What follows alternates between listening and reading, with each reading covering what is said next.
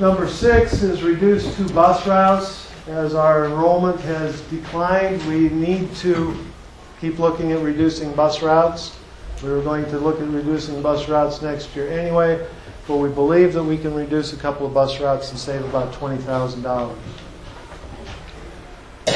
Reduce 1 high school boys basketball and 1 high school girls basketball coach. Presently, we have 2 boys basketball teams and 2 girls basketball teams, but for the girls we still have 3 coaches. We think we can reduce, and we haven't in the contract to have 3 boys coaches, but we think we can reduce that. Reduce 1 high school football coach due to a retirement. One of our football coaches is retiring, and we would not replace one of our assistant football coaches. We can move Destination Imagination to community service out of the general fund. It is a community activity. Any student that's age eligible can be in it.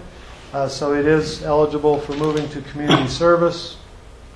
And number 10 is reduce supervision and ticket takers at our athletic events. We're still in many ways operating under the Anthels Gymnasium mindset when it comes to supervisors and ticket takers. We believe we can reduce the number of supervisors and ticket takers. In some cases, we may have to have volunteers do some of the activities, some of the things, but we think we can reduce a couple $1,000s there. The total on those, in those 3 areas, comes to approximately $923,000. That's, you know, I started off saying we thought we needed to reduce between $750,000 and $850,000. Those recommendations meet that. There are other things that we talked about, some of the other considerations, things that we considered but did not want to do included eliminating elementary school art. We had talked about that a few times in a few places, and right now would not be the time to reduce that. Elementary school art is a good, viable program. We think we can meet the needs of all of our kids without reducing that area. We had talked about reducing family and consumer ed by a half a position, but again, that's another course that a lot of students take, a lot of students enjoy, and a lot of students need for their futures. With the changes that are going on at the high school, family and consumer ed at the high school would not be a place to change. Reduce business ed, same type of thing as family and consumer ed. Has a lot of courses kids need. If we don't have to, that would be one that I definitely would not look to eliminate. We talked briefly about eliminating the musical. For a one-shot deal, it's fairly costly. However, I think we can do some more fundraising and working with people and keep the musical going at least another year. We had talked about reducing staff at the middle school and at the elementary school. That's the middle school to 3 sections per grade. That would effectively eliminate the middle school concept. We didn't want to go there unless we absolutely had to, because some of the things that are on this list, if we lose them, we can't get them back. And the middle school concept is probably one of those. Same with eliminating SAGE. If we eliminated SAGE at the elementary school, we could reduce art and music because we wouldn't have as many sections rotating through those areas. Savings of approximately $230,000, but once we eliminate SAGE, we won't get it back. And it's another valuable program at the elementary school. So it's the recommendation of the administration that the board consider the things under the items to attempt, strongly recommended, and other recommended items for the 2011-2012 school year.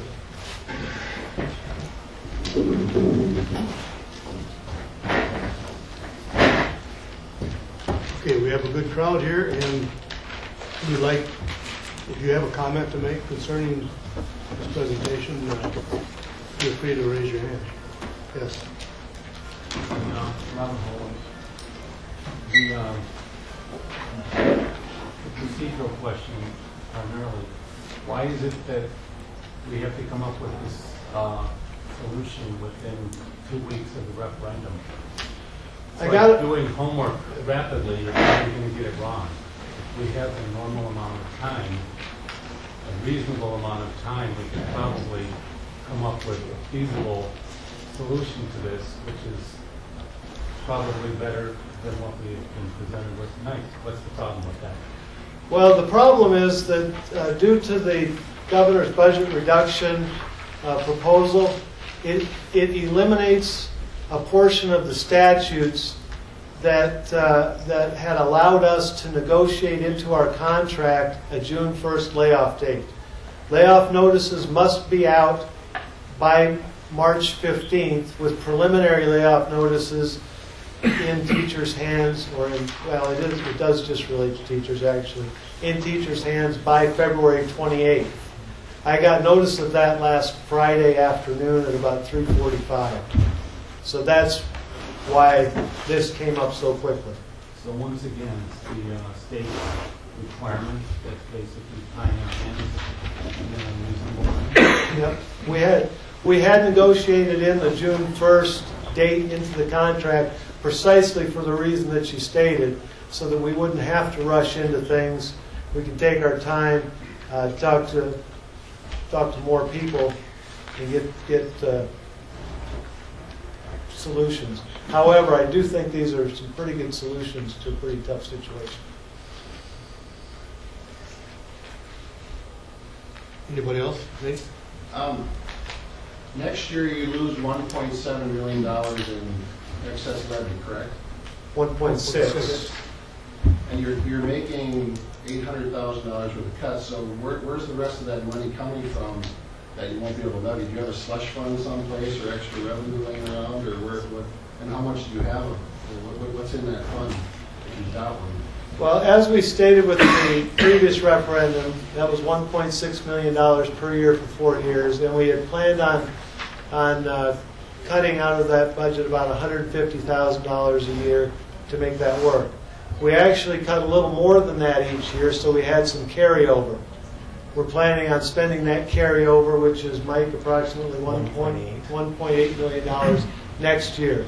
The reason that we have to continue making the cuts is we projected next year's budget on current law, which was an addition of $200 per pupil. The word from Madison is that instead of plus $200 per pupil, it'll be minus $500 per pupil, a difference of about $950,000. Some of that will be made up by requiring employees to pay their half of the Wisconsin retirement system money. That will make up about $450,000 of it, still leaving us in about a $500,000 hole. The insurance is a question mark, and I've talked to attorneys in the School Board Association, and we don't have a full interpretation of the impact of the insurance language that's in the law right now, and so we're having a hard time budgeting around that.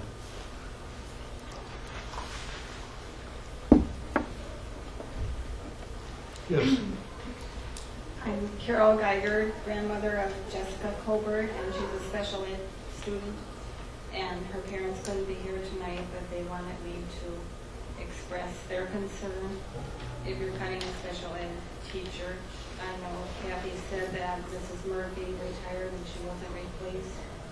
And now it sounds like another special ed teacher will be replaced, so she's very concerned about her daughter. Thank you.